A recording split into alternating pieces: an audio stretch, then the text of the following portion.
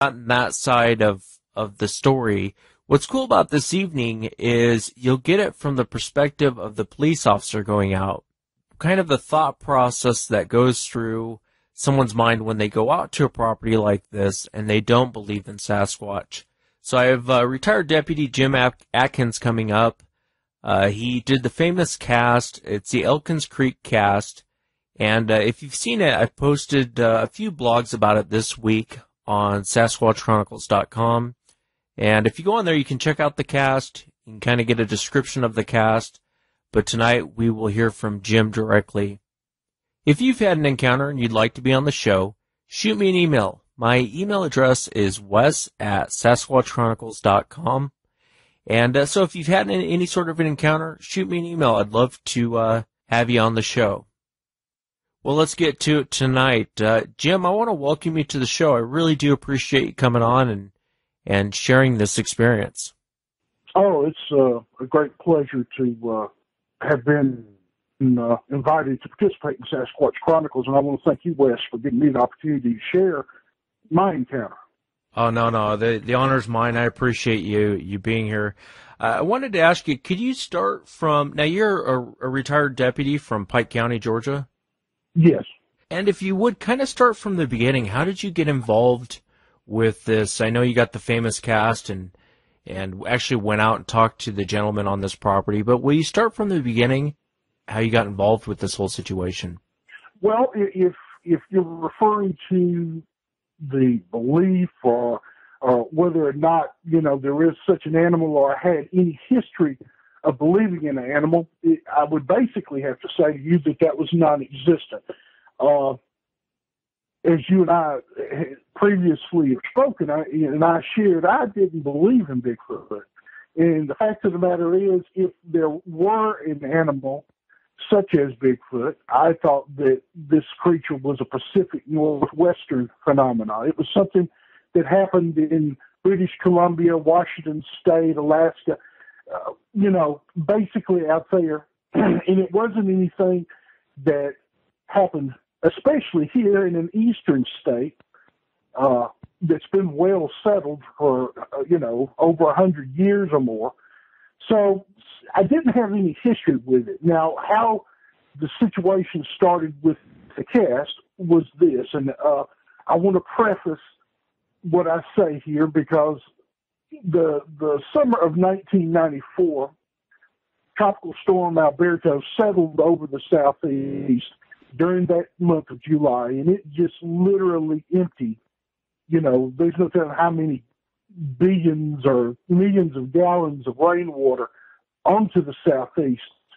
And I remember basically most of that summer, we were having to close bridges, rivers were cresting their banks, and all of the events that began happened subsequent to this event where all of the bottoms, all of these areas that people don't normally travel were flooded.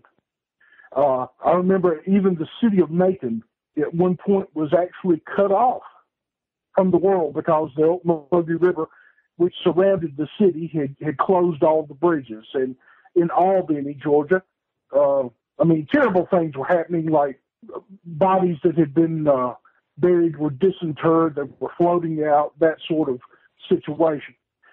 To really launch into and talk about what took place and led up to the event of the casting of the footprint, I have to say that there was a gentleman, and he was considered rather a nuisance caller. Seemingly, and this was not consistent in that you could expect it like every day or every week, but consistently you would get a telephone call that someone was prowling at his house.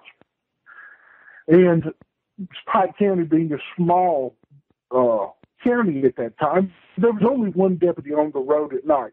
And we had two shifts, and I was one shift, and the other deputy would be the other night when I, person on duty when I was off. So we didn't have a repeater. It was just me. After 11 o'clock, my nearest backup was 45 minutes away unless somebody got out of bed to come assist me. So I want your listeners to understand that we have a situation where it's very remote. After nightfall, it's me, and I'm the guy that's out there having to run all the calls. So you can imagine on a Friday or Saturday night when the volume of calls would escalate, it would be a real nuisance to run all the way out to this remote location in the county. Basically, at least in my thought, that kind of puts the law enforcement job at a whole new level, a dangerous level, when it's just you out there, Jim. And you gotta your backup's that far away, and God, if you got into some real trouble, you'd be in some real trouble out there.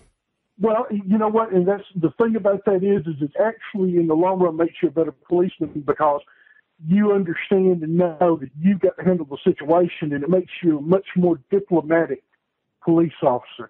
You want to reason with people a lot more than just try to put someone in jail.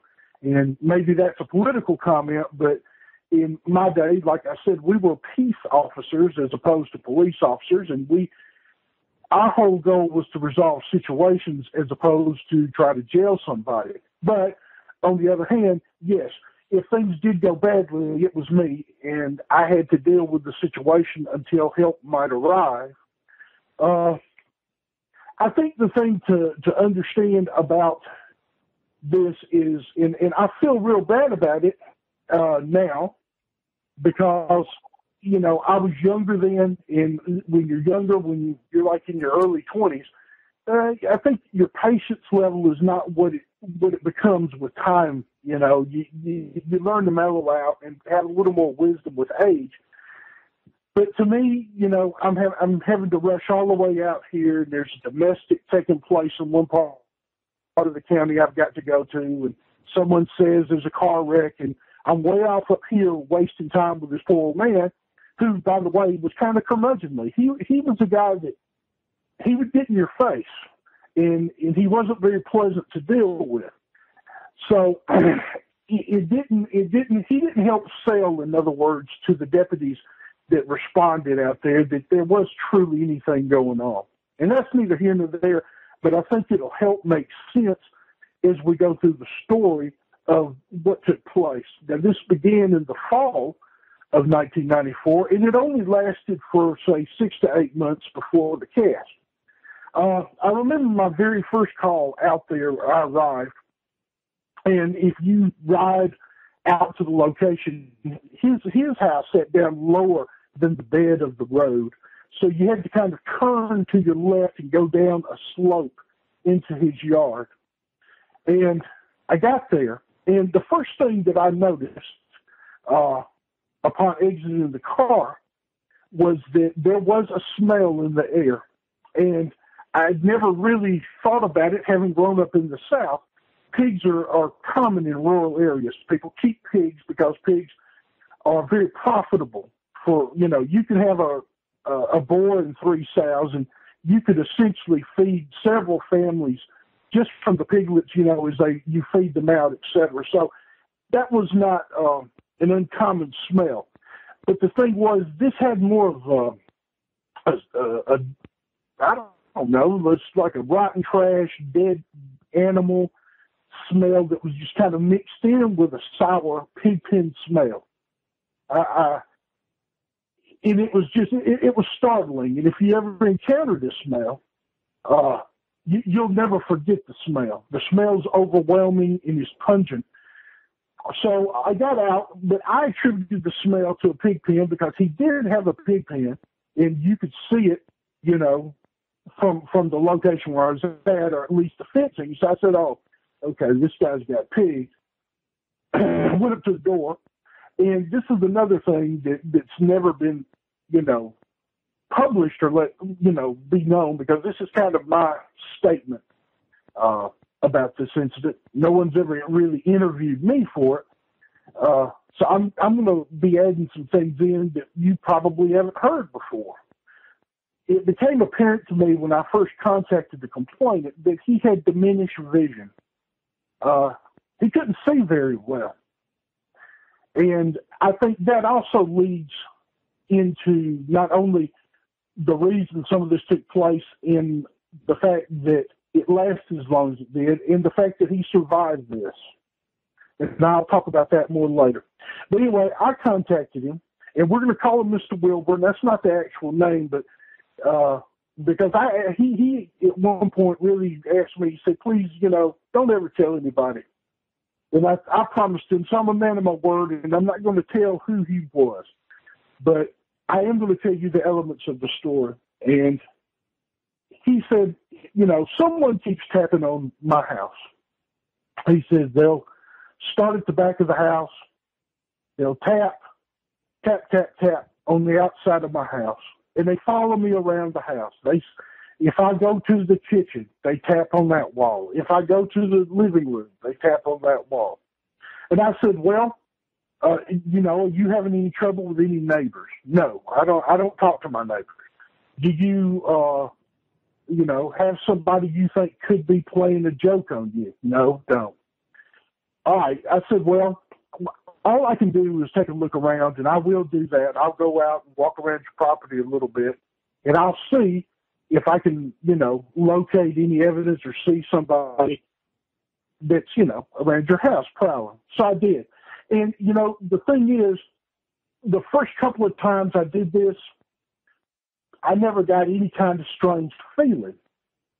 I'd go out, I would take my flashlight, and I had a million power light that, I don't know, you know what I'm talking about, they're big, your handheld,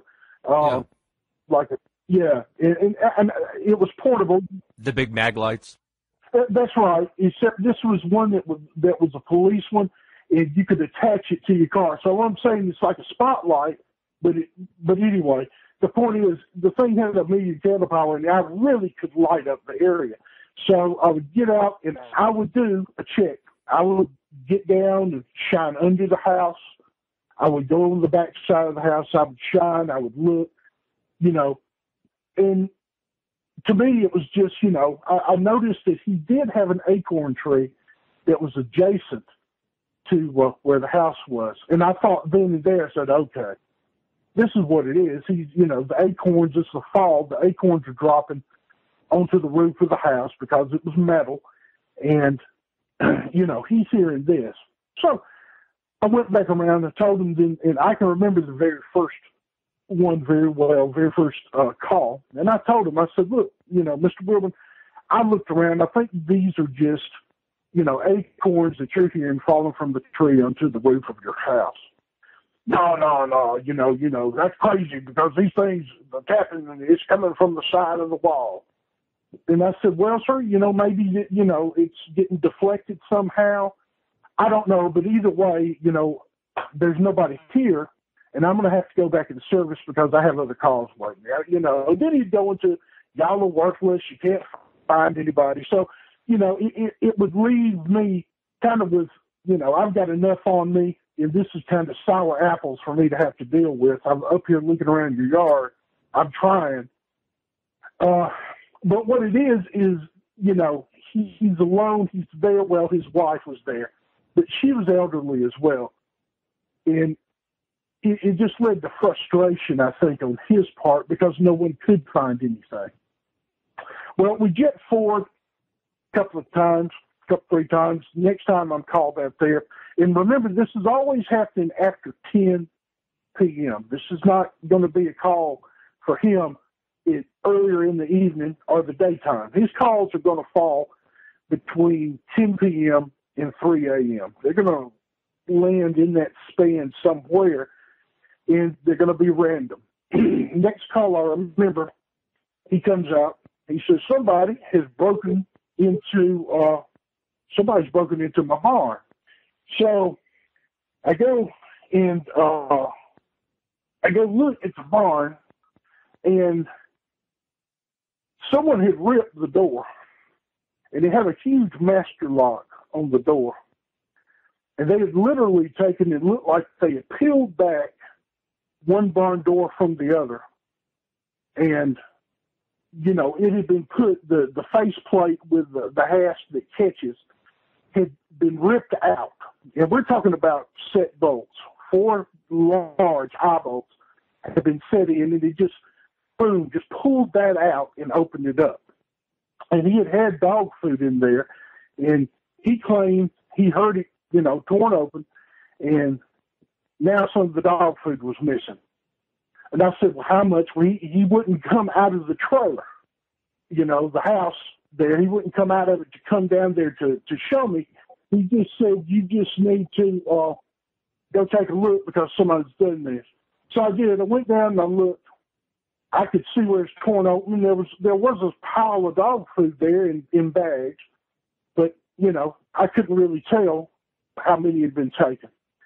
So, well, again, but this night, I'll tell you the truth, on this particular occasion, my hair stood on end.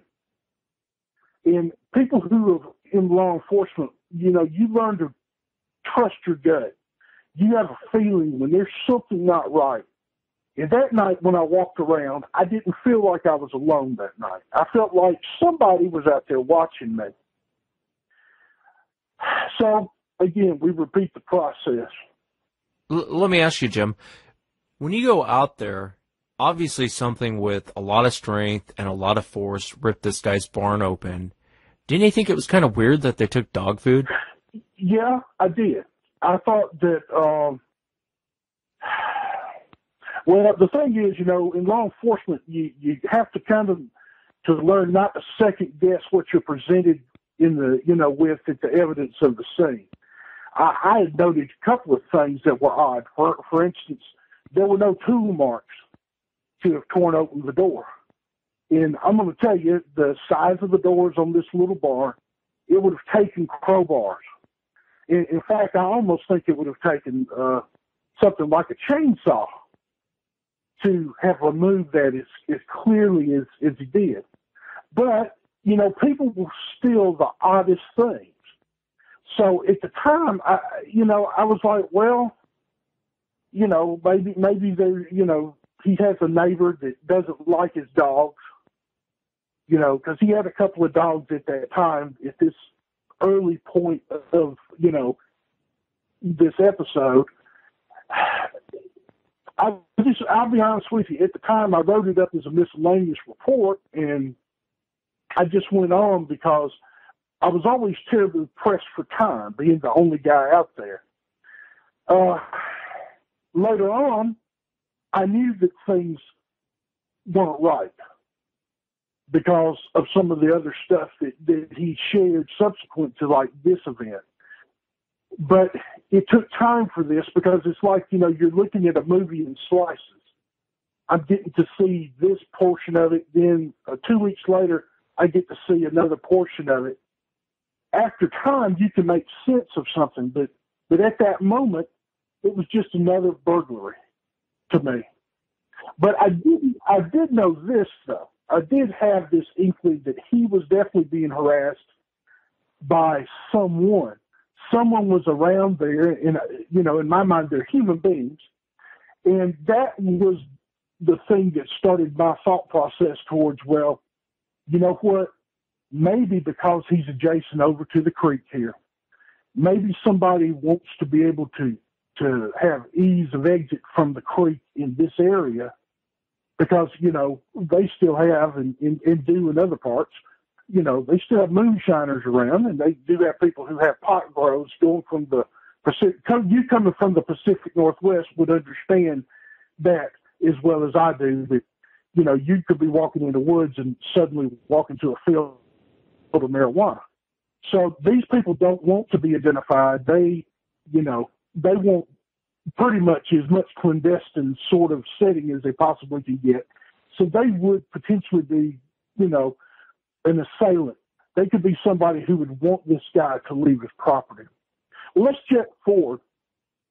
The next time around, his dogs are missing. I'm like, well, what's happened? Well, they come back to tapping, and, he was using some colorful language. He had a little dog he kept in the house, and he had a couple of bigger dogs that had been out in the yard. The bigger dogs were gone, and he was upset about that. And I asked him about the dog food. We walked back down there, and he said, well, it's all gone now. And there were 50-pound sacks. He probably had, say, 10 sacks that he had, piled up in a pyramid. in the barn. I said, well, when did they go? He said, I don't know. They just started missing over time. I had these many, and now they're all gone. He said, I did find a empty sack over at the wood line, next to the bottoms towards the creek. So I'm scratching my head at this point. I'll just be honest with you. I'm like, did they just pour the food out? No, it was just an empty sack. So you're saying that they took the dog food and just left the sack. He said, I don't know what to tell you. The lovely little dog inside the house's name was Peanut. And this is where things I knew had taken a strong, strange bent, because he reported on that particular one, he said, they come up here, they tap on the house, they hit the house, and he said, that son of a gun, he's making fun of me. And I said, what do you mean he's making fun of you? Because he said he's whispering Peanut's name through the wall. I said, what? He's whispering your dog's name? Yes. He said that whoever it was would get outside of his bedroom, and he said it had a real low voice and go, Peanut, like that. Well, during the daytime, not at night, the little dog, he was a little Chihuahua mix, he'd let Peanut out to use, the bathroom, do his business. And when he called him back, he'd stand on his front porch and yell, Peanut, Peanut, Peanut, trying to get the dog to come back to the house. Well, I knew then, I said, okay, we're dealing with a human being now, because he's heard a voice, he's heard somebody. I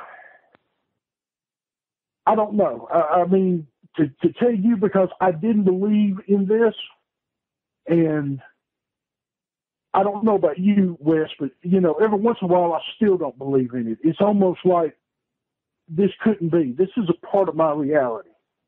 Even though it's been presented to me as such, it's so alien from what I believe about the world that it shifted how you see things now, that there is something other there.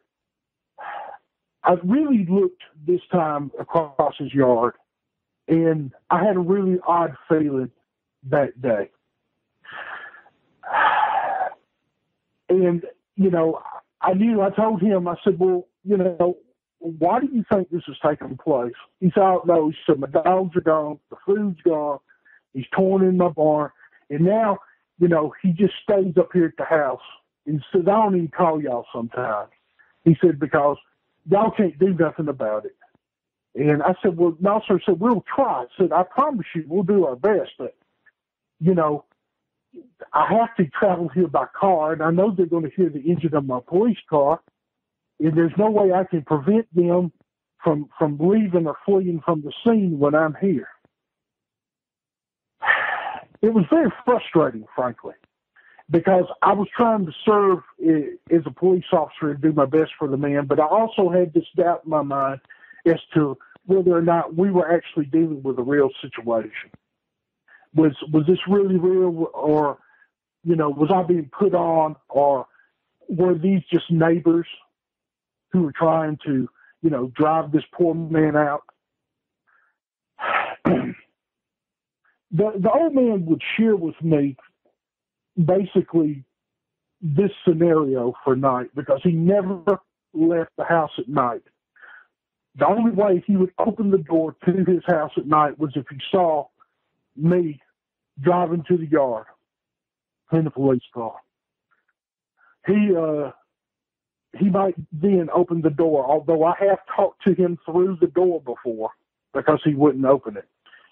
He said that when nightfall came, essentially he and his wife, they went to the living room and they watched television. And they were okay until about 10 p.m. or 11-ish. He said then the tapping would start. And he said he could see, because his vision was diminished, but his wife volunteered that you could see the shadows of whatever this was keeping pace with them inside the house or inside the house. They would follow basically them from room to room. And this could go on for hours. he said sometimes they would move into the center hallway because there were no windows, simply because they didn't want the shadow of this thing sitting there watching them from outside of the house. Which, I don't know, I mean, to me, that's a horrifying way to have to live your life. Yeah, it is. You know, you're in your house. Yeah. It's horrifying. And the fact, you know, on top of this, he has diminished sight. They're both elderly people. You know, and what I'm going to come back to say is that, you know, I honestly, though, think, I don't care, you know, there are a lot of people who have this misconception about this creature. And I believe a lot of people think that, you know, I think I've heard you guys call them the friendly forest giants. Well, No. not you quoting someone else is what I mean. Right. You know, like it's Harry and Henderson.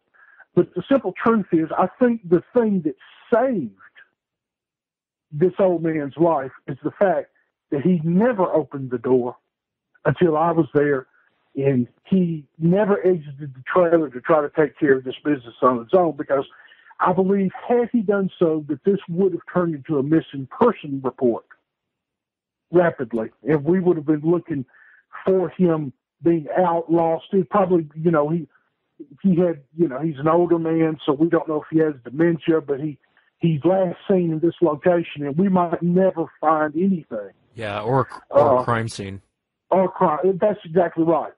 I mean, it would have been something that, you know, why did this old man, you know, why did he disappear? There would never be an answer. It would be an open case. So anyway, finally, I'm out of pure frustration.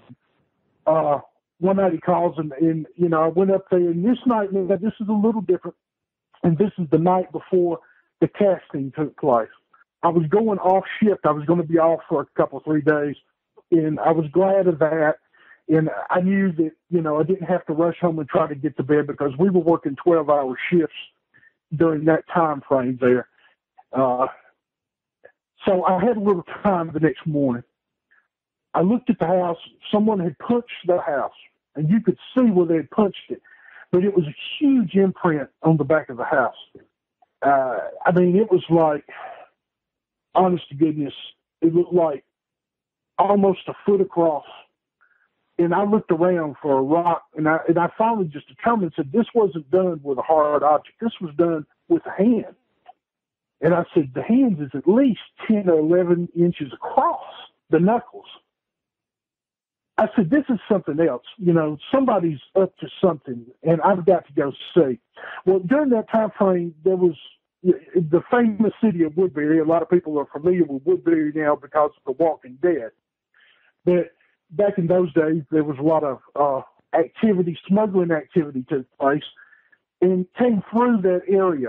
And I thought, you know, I said, probably I need to go in the morning when I get off duty, and I've got some actual time, and go walk this creek, and let's see what's going on back down behind there. Because I believe I'm going to find the source of the problem back down there. Much to my chagrin, you know, me thinking I'm going to find a moonshine still, or a pot grow or something. But I found something a little different. I get off. I told Mr. Wilburn, I said, look, I'm going to come back in the morning. I said, you call again if somebody else, you know, if whoever this is comes back around. I said, but call me, and I'll still come out here. But I said, in the morning, when I get off duty, I'm going to come out here in my truck, and I'm going to walk down behind your house, and I'm going to see if we can find either, you know, an explanation for all this missing dog food, or at least some kind of sign of what's going on behind your place back down in these bottoms. So the morning came, there was no other call. I pulled off, went in there, and I walked back down. He walked with me out. It was very early, just getting daylight, that grayish sort of, you know, it looks kind of blue in the mornings when you get out. It was that early. We didn't have full sunlight. I went down there, found the edge of the creek, and I started walking in a southeasterly direction back down towards behind the house down in the creek. And I walked for a while. until I found a place. And you have to understand that there was lots of leaf litter. It was a hardwood deciduous forest, thick leaf litter. So there wasn't any real sign of any kind of footprints or anything back down there. Say, not even a mile, maybe half a mile back down along the creek, I come across a place, and I felt funny. Again, it was that feeling that I felt up at the house before. I felt like I was being watched, that I was in danger. And, you know, I had a pistol on me. I didn't have a long gun, but it was a Hoss pistol. I carried a .40 caliber. So I said, well, you know, I'm going to walk a little further. I better watch around, though. I don't feel right. Get down there, and there's a place in the creek where it kind of turned. And in the middle of the creek, there was a mud bank. It was kind of pebbly, sandy mud, you know, because the clay here in Georgia is kind of red. And it will do a good impression. And I looked down, and I saw where someone had walked in the creek. They had stepped onto the mud bank, and then they had stepped up from the middle of the creek over like nearly 8 feet, but 5 feet up at the same time to the other bank. And I said, you know, that's an impossibility. A human being could not make that step. What am I looking at? I climbed down in there, and I look at the print. Well, there's not even water seepage in the print. So I know that what has just happened is, you know, mere minutes before I'm there, someone has taken this step up from this mud bank up onto the other bank, you know, this, I don't know, the sandbar, whatever you want to call it. And they have just exited. So I went across and looked at, again, it was leaf litter. So I could see where they had kind of sort of made a half print stepping up onto the other bank, but never saw anything else. The truth is, at that point, I said, you know, I had some CSI sort of equipment that was in my truck because I carried like a little briefcase with that sort of thing in it, and I had plaster of Paris. So I said, I better go up there and see if I can't get a print. And I'm just going to tell the truth. Part of me really wanted to get out of there because the print I had discovered was 18 inches long. And I think it's about 8 or 10 inches wide. And I said, you know, I don't know exactly what I'm confronting here, but my gut says I really probably don't need to linger. I need to go back up to the truck. So I did. I left to get my equipment. And the funny thing is when I come back down there, you know, there was no problem anymore in the way I felt. Didn't have any issue. Then it was just me pouring and you know, taking a cast. I did the cast, and I told Mr. Wilburn, I said, well, this is what I found back down there. And he said, you know, somebody's playing games, etc. And I felt the same thing. I said, I don't really understand or know what we're dealing with.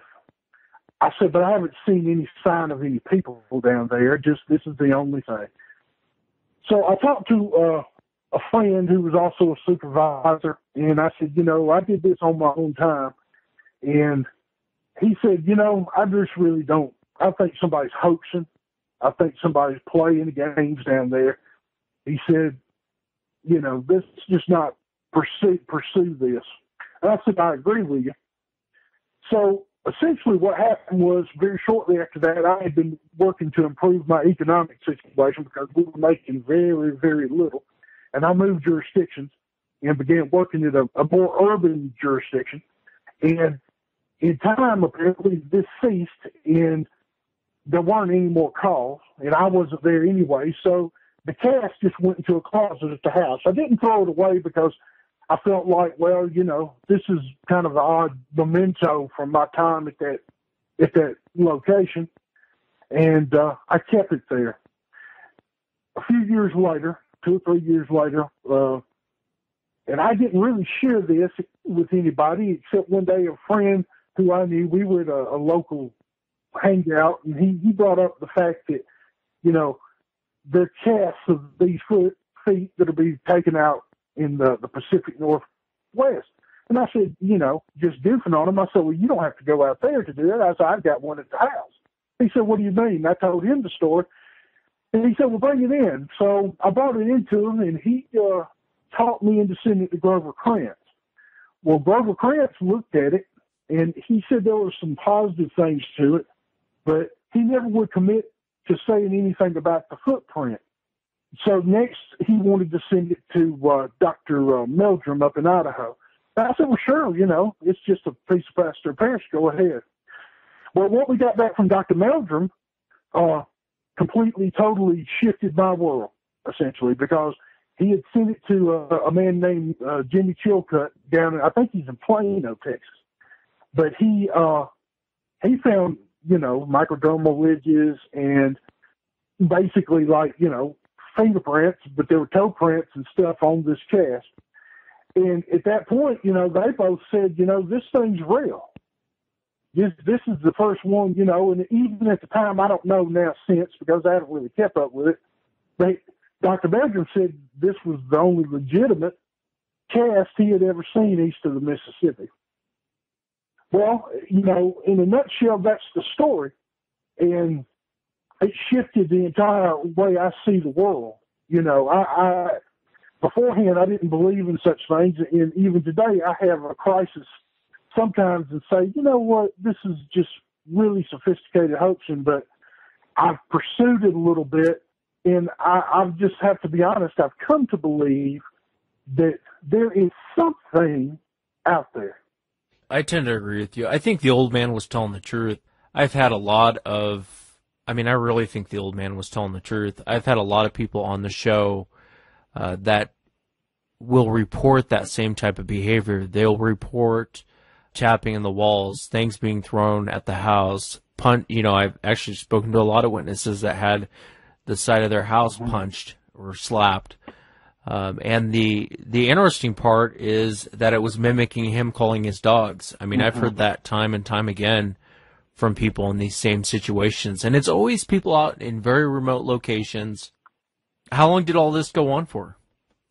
This went on for about 6 months. The cast was actually made in 95 in April. I don't know, how things are on the internet, but I think they have one date up for, on the internet in 97 or something, but the actual cast was made in April of 1995. And I think what happened was when it was submitted, they took the date when the cast was submitted and put it on there. So that's probably accurate on the dating. But yeah, the scenario you and I talked about before, what we're doing today.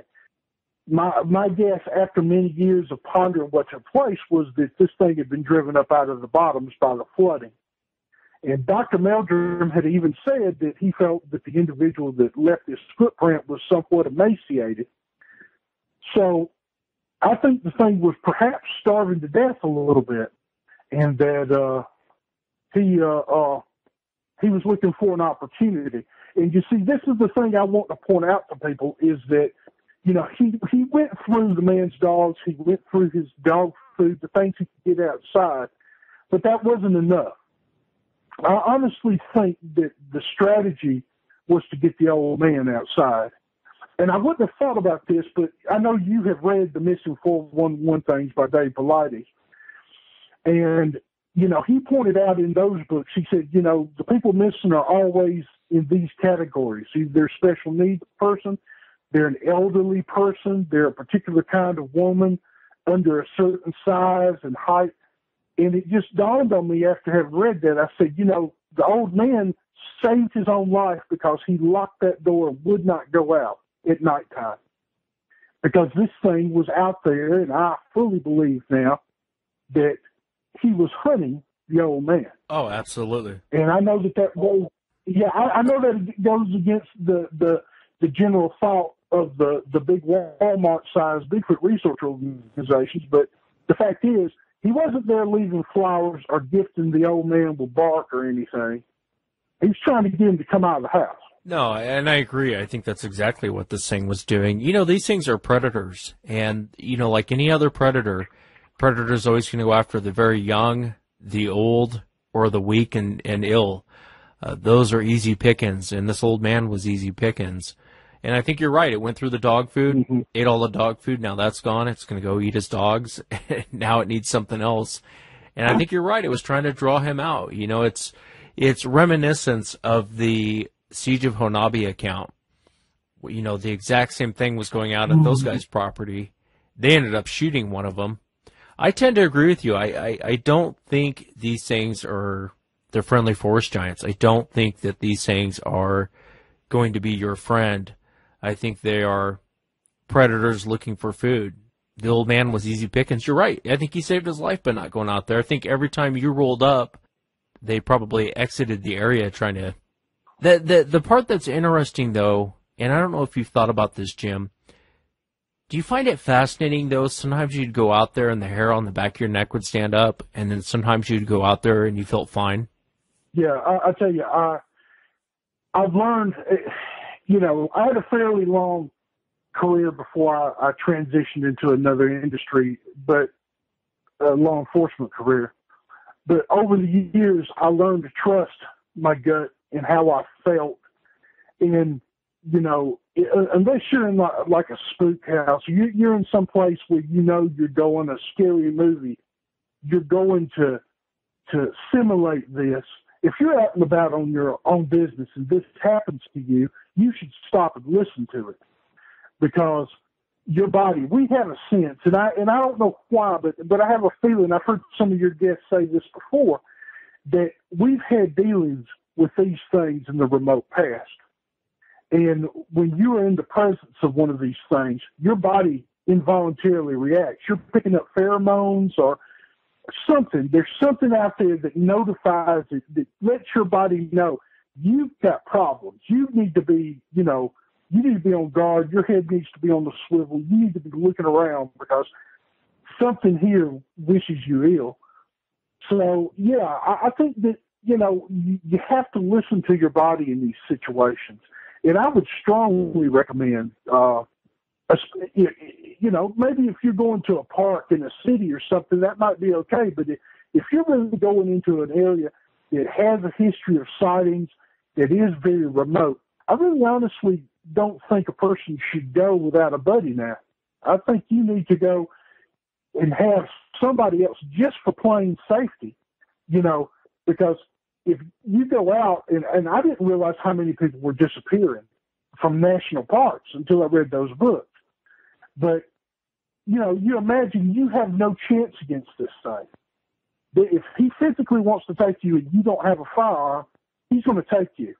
And there's not going to be too much you could really do about it. Whatever happened to the old man? Did he just pass away, or is he still there? Do you know? Yeah, he did. And I don't really know the story. In the one book I read about my account said that she had gone to a nursing home. But the wife was never truly, I never spoke to her. She let him do all the talking. I always saw her, every time I saw her eyes were, big around as saucers, because she was terrified. They both were terrified. I think the old man was covering it up, being the man of the house and everything. He was putting on his best face. But I don't remember her other than her. She might make an occasional head shake, yes, in agreement with what he said, or a comment about, no, he tapped at the kitchen first, or, never had any kind of actual interaction with her verbally. It was always with him.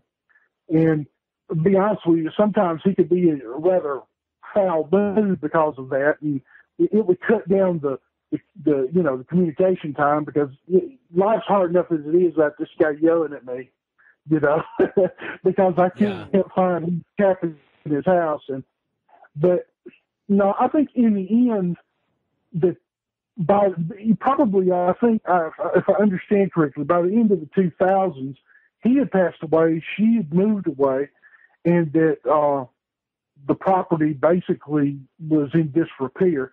What I did discover, though, because subsequent to this, we started sort of just investigating it, and I think this happens to a lot of people. You have this experience, and then, okay, I want to explain this to myself, what took place. So we started like a little group called the Georgia Swamp Ape Research Center, and some of the real older guys in the Bigfoot world, they'll remember us. We were up there, around the late 90s, early 2000s before we just folded it up. But we followed that creek, and we found some interesting things out there, and almost a perfect storm of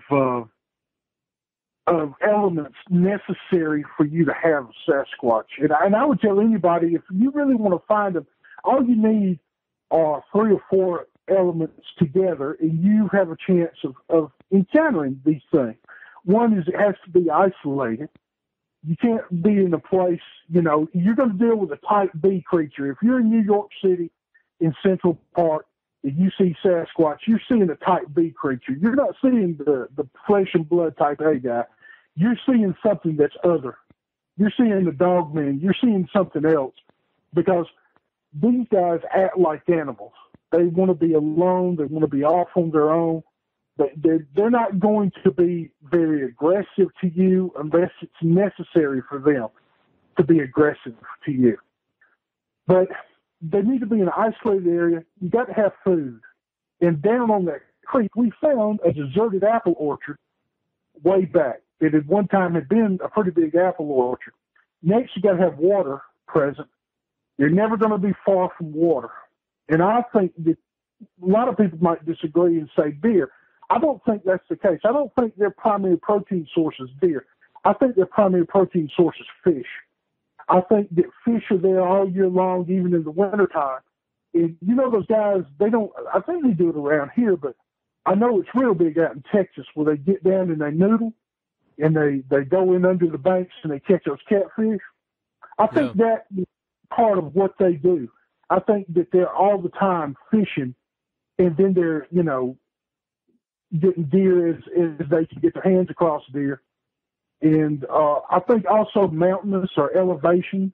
And, our little area, there's a little mountain chain runs here called the Pine Mountains. So, and you also, according to Dave Pilates, and I think this is true too, you have to be in an area that has like 50 plus inches of rain a year.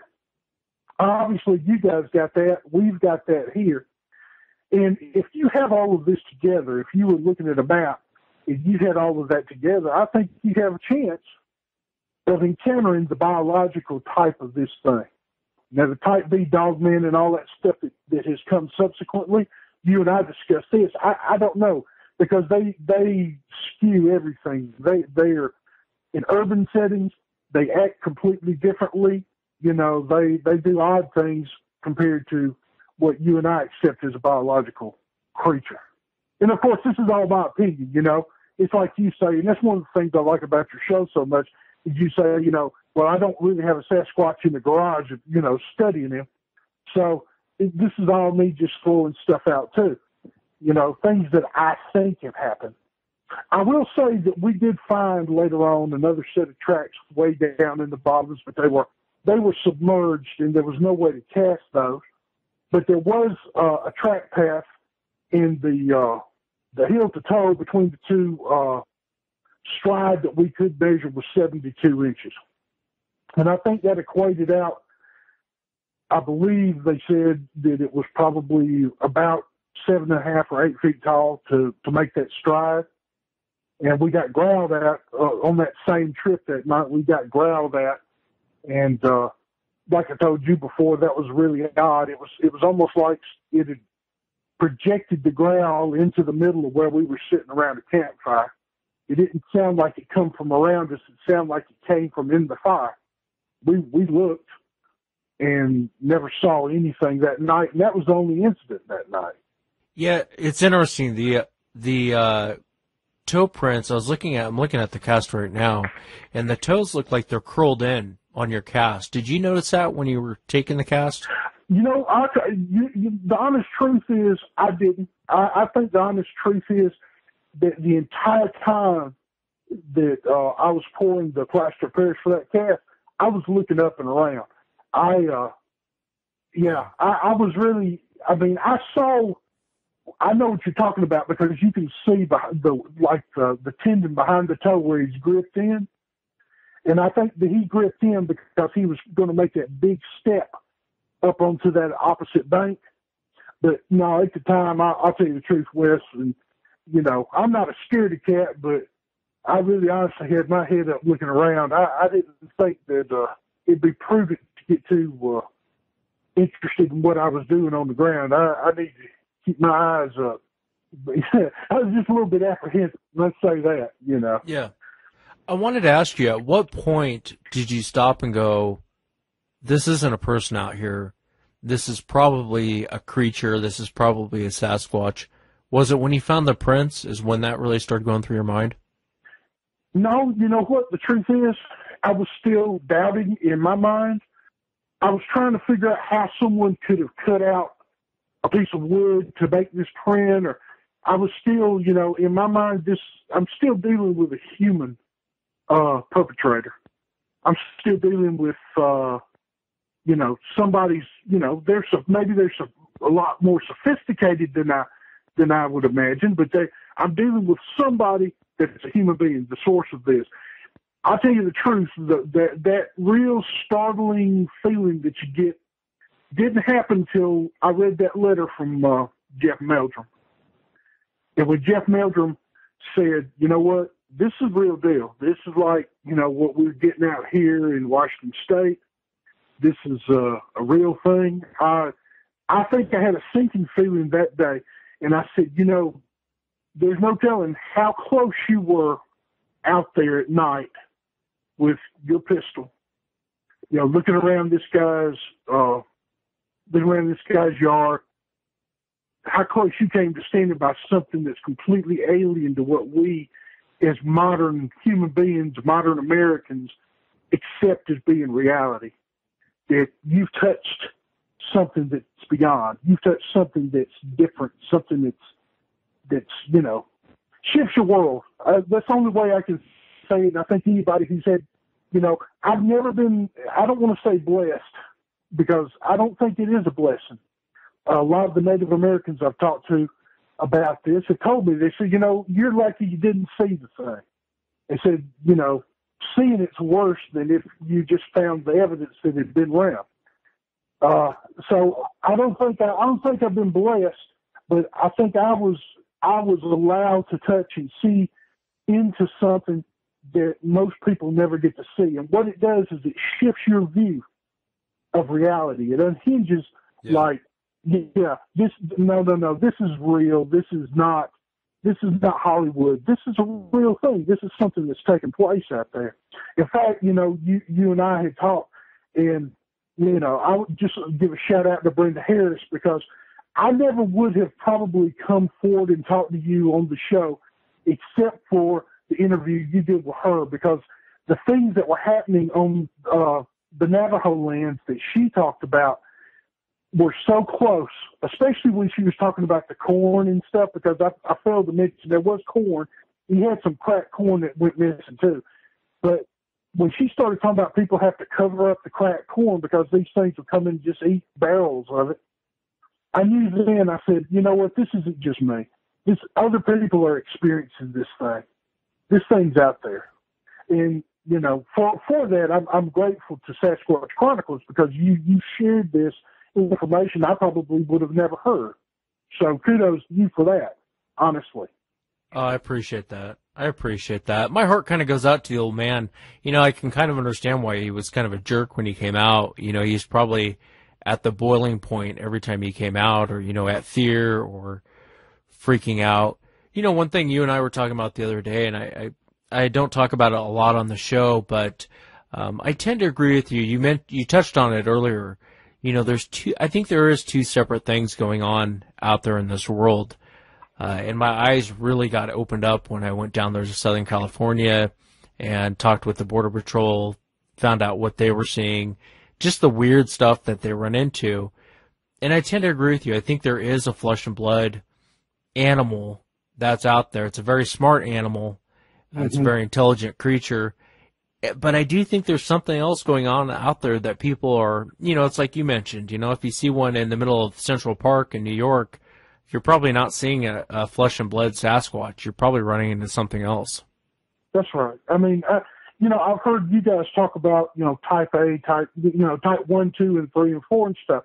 Well, people who've pursued this and have studied this have for a long time known that the bigger animals seem to be from the Pacific Northwest, although we do have equally big animals here in the South, at least allegedly. But then when you start talking about something that's canid in origin, like a dog man, this is not any kind of primate. You're talking about something that's completely opposite. It is also is crossing species. You've got a dog's looking head on a primate sort of body. All right, that's something other, and that's why I opened my mind up for this several years ago. And you know how it exactly is in the community because you're there, really a lot more than I am. I've been there for a long time, but there's a narrative that they want told in the Bigfoot community. And the narrative is this guy is completely, he's a pacifist. He makes daisy chains and he wants to eat watermelon with you, and he wants you to bring him out raisin cakes and put them on the log, and he's going to look over you, the friendly, whatever. And you know what? Maybe there are individuals that could be like that, but a lot of people, especially those folks out in Texas and Louisiana, the shout out to the GCBRO because I've talked with those guys over the years in the past. Not everything that you're encountering out there is friendly or likes you. And some of the things people are reporting don't qualify as what the classic description of John Green's description of a Sasquatch is. This is something else. And for a long time, I've argued in the circles, and I just finally quit. But you know what? It's not that people are telling you lies. People aren't hoaxing this stuff necessarily. I know that there's a large amount of that that takes place, but there's some honest people who come forward and say, look, I know I saw Bigfoot and his eyes were glowing, and Bigfoot, he had a head of a dog, he had a muzzle or whatever, and this thing came up and it tried to attack me. And that seems to be the thing, is the other thing seems to be very aggressive towards human beings. The actual flesh and blood thing that we're talking about, he doesn't. I think he can be aggressive out of necessity, but I don't think that in and of itself he wants to deal with us. He acts just like an animal. He wants to stay away from us. He knows we're dangerous as hell. He says there's nothing to be gained by going up to deal with that guy with that long stick that goes boom. He says stay away from him, and if he gets too close, I'm going to beat him with a rock. But otherwise, he's out there in the woods. The other thing, though, seems to almost seek people out, attack their cars. Do the things, that the other creature just doesn't seem to do. So I don't know. How are we going to type these things? Well, an A creature, a B creature, I don't know. You can categorize anything. Humans love to categorize things. But there's a definite spiritual aspect to the type B type of creature. I think they would call them skinwalkers or whatever out in the Native American culture. But I tend to fall with the Native American culture on this, that you've got other involved in this. And maybe it's put there as a cosmic joke to fool us. Maybe this is there because they don't want us to know the truth. I don't know, Wes. I mean, it's really philosophically, it's really deep subject matter. Yeah, I think with Sasquatch, like you and I were just saying, generally speaking, I think they'll try and stay away from you. However, there are situations where they can be very unpredictable, they can be very aggressive, and they can attack. And usually it's like you said, like any other animal, with food, they're hungry. That's right. They're in a situation like the old man was in where the bottoms had flooded out, it was kind of driven out of its area. That's and right. Now it's in a different area and it needs food. But with the Dogman, what's interesting is everyone I've ever spoken to that has come across a Dogman or has seen a Dogman, the word that always comes up is evil. They'll always Mm-hmm. say it was evil, evil looking, it had an evil feeling, evil being, it was Mm-hmm. evil. And generally you don't get that with Sasquatch. People are just terrified when they run into them, but they That's generally right. don't say evil. That's right. So I tend to agree with you on some of it. Again, I believe people. I think they are running into these things, these dogmen things. What they are, I couldn't tell you. I mean, I can't even tell you what a Sasquatch is, but what the dogman is, I can't tell you. But it's just interesting the impression that most witnesses get is evil. Mm-hmm. See, that's the thing. I never once, I mean, I did feel in danger, but it would be the same sort of feeling I would get if I were, in the bush and had encountered an African lion or a grizzly bear. It was, I didn't feel like the thing was unnatural. I just felt like, okay, there's something out here that's not right. And you need to be careful. Maybe you need to back out of this. And anybody who's ever hunted a predator will understand this feeling. And I can say this because, as a police officer, I've dealt with the ultimate predator. That's human being. So you understand when there's a feeling that comes across. But what these other people say is, and, I had listened to some of your other shows, especially the one about the Nephilim.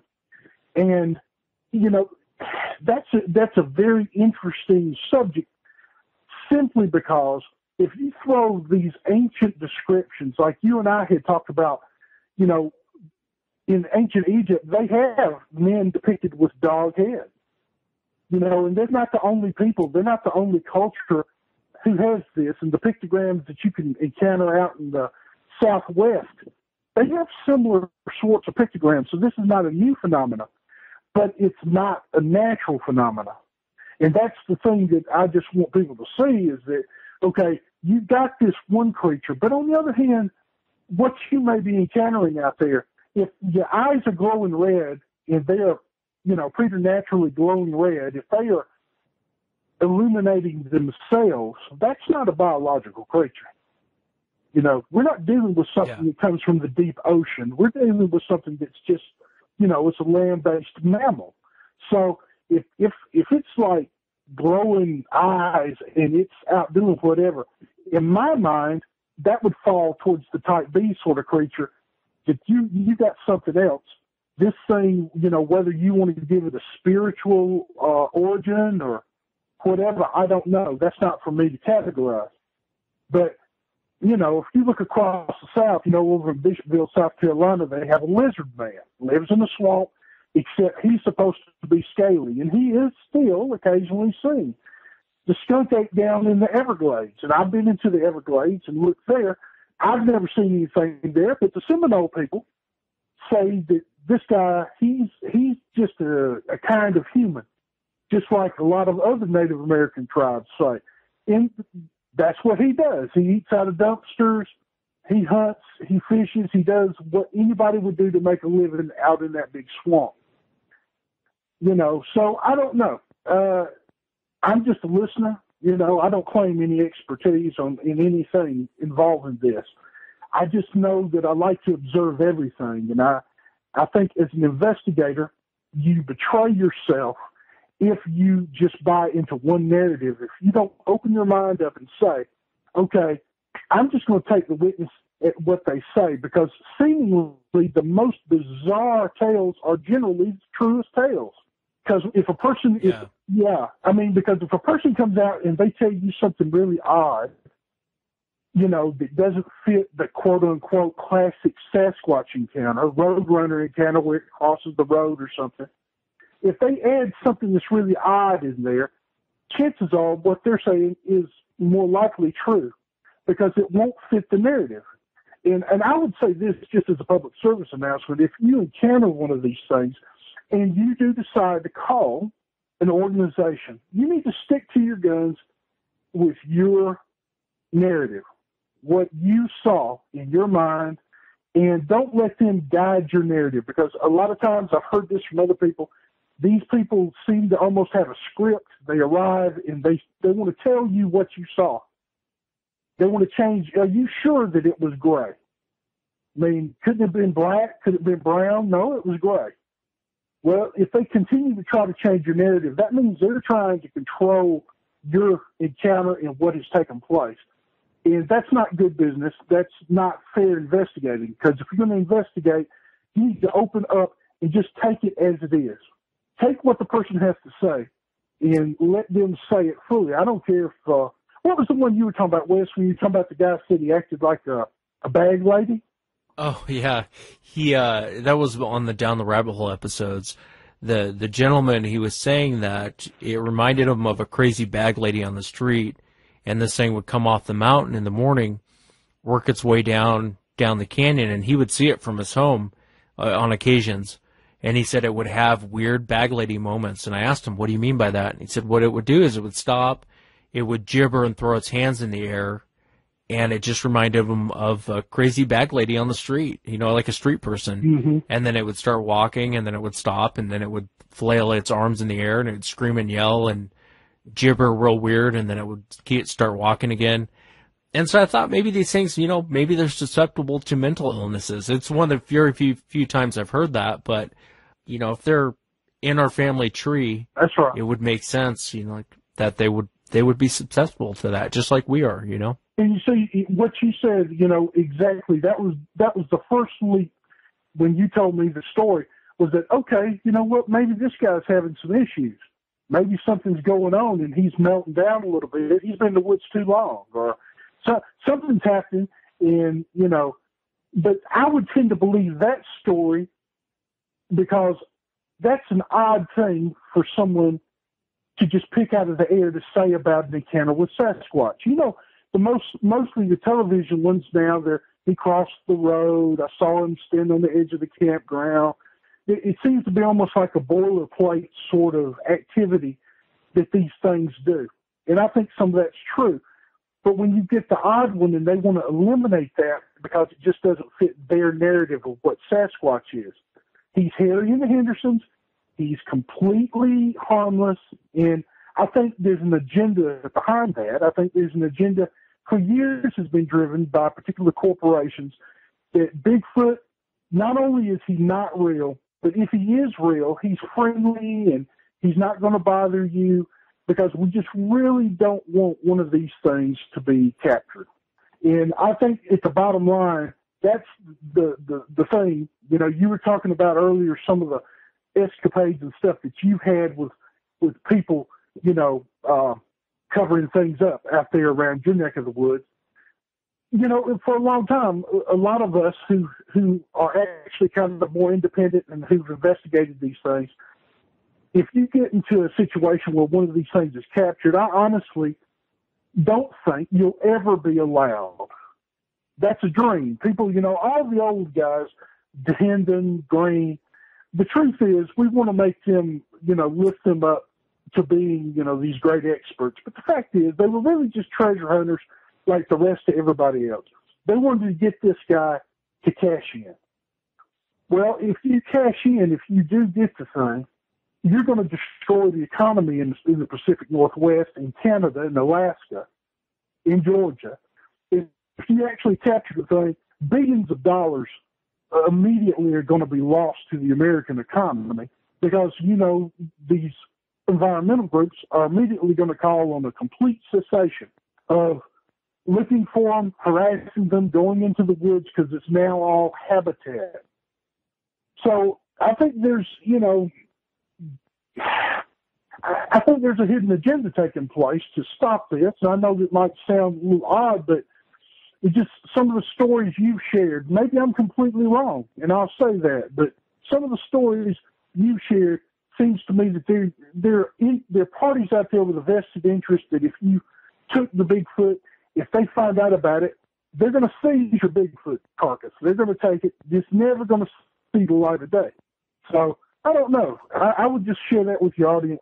I tend to agree with you. I think that these things, I think it would absolutely destroy the economy. I think it would be more than just lumber, because lumber touches a lot of different economies, like you and I were talking the other day, and I think it would absolutely destroy the economy having this come out. But in the same breath, it would be nice for it to come out to let people know these things are out there, because they can be dangerous.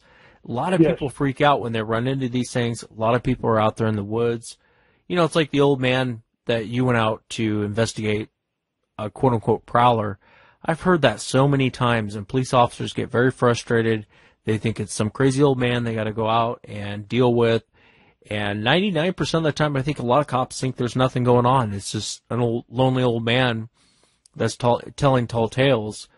Right. But I think it goes on a lot. I think it goes on more than most people realize. I think a lot of people would be shocked on a Right. lot of the best stories come out of situations like this where it's a rural setting.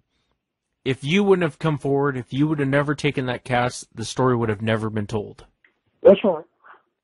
And you know what? Here's the amazing thing about it.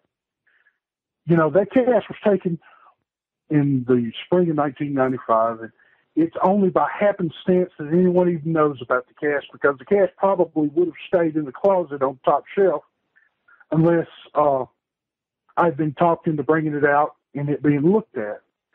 But, you know, I cannot honestly say today that I count this as a good fortune thing for me in my life.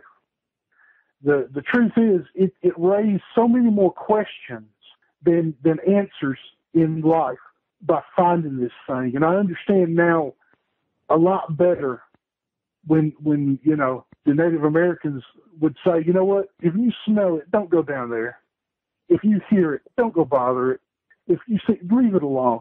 Stay away from it. Because not necessarily, I mean, I think there's a cost that a person pays for even being involved with this study of this creature.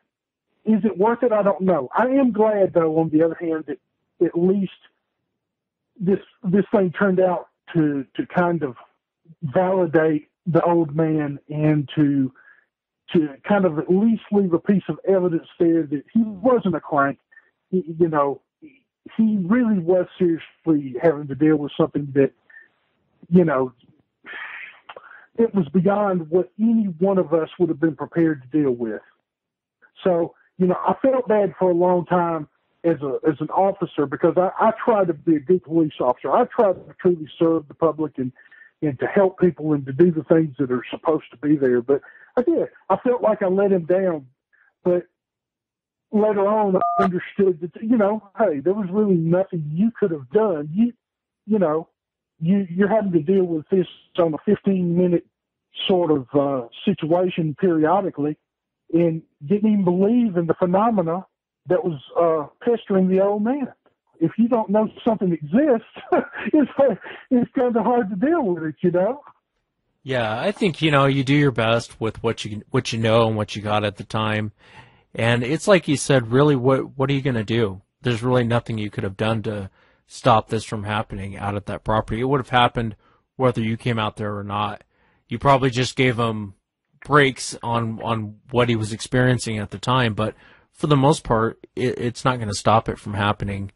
And I just wonder if, you know, I know you went off to serve a different community. You kind of got out of the rural area. I almost wonder if it got worse for the old man. You know, when there was no longer dogs to eat, there was no longer dog food to eat. These things tend to get more and more aggressive. And I'm still thinking about him laying in bed and having that thing come up and to the edge of the wall and say his dog's name. I mean, that would scare the hell out of me. Yeah. I mean, well, you know, I thought then, I said, you know, we've stepped beyond now. This is really serious that somebody's bold enough, me thinking about a human, to go up to the window. Because, you know, we're in Georgia. We're in the gun culture here. Everybody, you know, we have guns. It's part of life. You know, you're 5, you get a gun, you know, happy birthday. So we know from the time, you know, we're standing upright, that how to handle a gun, what to do with a gun. So, you know, gun safety, all of the things that might be missing in the Northeast or somewhere. So for someone to be bold enough to walk up to the wall of someone's house, even as a human, and start saying stuff like that, I knew I was dealing with somebody that was either really a hardcore criminal or a nutcase. I figured, you know, they're very bold, but, you know, like I said, my knee-jerk reaction is, okay, we got some guys down there that want to move some dope. They want to move some pot out of here. He's causing issues for them to get in and out of the grow location, or they got a still running back down on that creek somewhere. So if, people would do crazy things in desperation. But the thing that really threw me, though, was he said it was so deep. And he said it was so deep, it was a vibration sort of.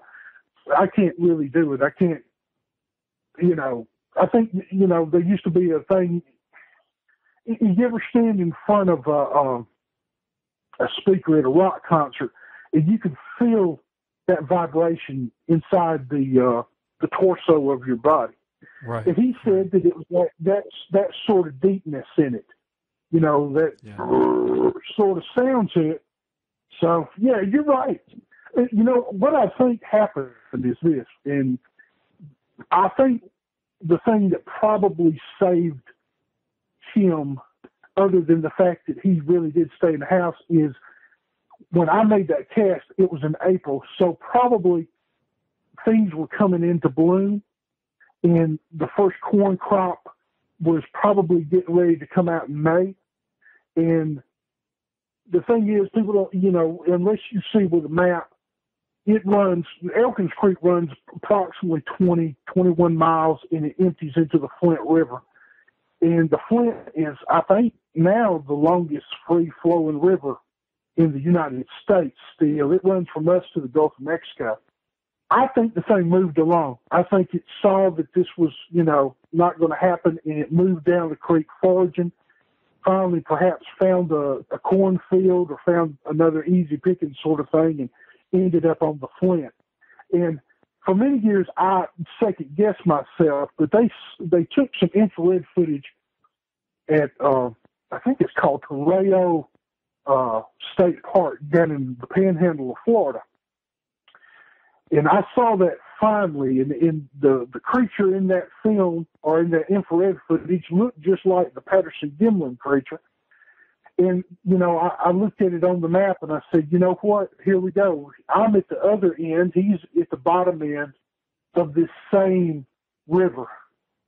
And that kind of gave me validation. Then I said, okay, well, maybe we do have a group or individuals using this as a highway and moving north and south along the Flint River, foraging and living and doing, because I'll be honest with you, the thing people miss is that we have all these rivers, but who goes to the river?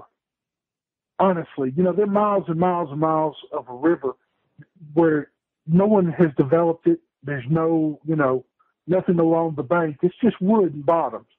And people naturally avoid swamps. We drive over swamps and bridges, and we go around them. So it's just a beautiful natural habitat for something like this to exist. So I think in the end, that's what saved the old man's life, was the fact that the creature, the season changed a little bit, and it opened up, and whatever this thing was decided to move along to easier pickings. And I'm glad for the old man's sake. Yeah, no kidding. Well, Jim, I can't thank you enough for coming on and sharing your side of the story and kind of telling it firsthand. I really appreciate it. It's cool to get someone to come on the air who was there instead of just trying to read it online from what a second or third party wrote about it. You know what I mean? Right. Well, you know what? Let me thank you, Wes. And I tell you what, I know that I said this to you offline. I'm going to say it online. You are pushing this thing. You're going towards the truth. You're bringing on stories that might be unpopular in some quarters. So, you're going to face some flack in this community when you're successful and when you're getting out there. But I'll tell you this, brother, you keep the faith, and you keep producing probably, in my opinion, the finest show on this creature that exists, at least certainly as far as the podcast, and I'd really count as TV shows too, because you're the only show that actually will discuss everything. So, keep the faith, brother. And you guys, you keep letting the truth be known to the folks out there in the world. And for my part, thank you again. God bless you, and thank you, Wes. And I'll be listening along, just like everybody else does, to the Sasquatch Chronicle.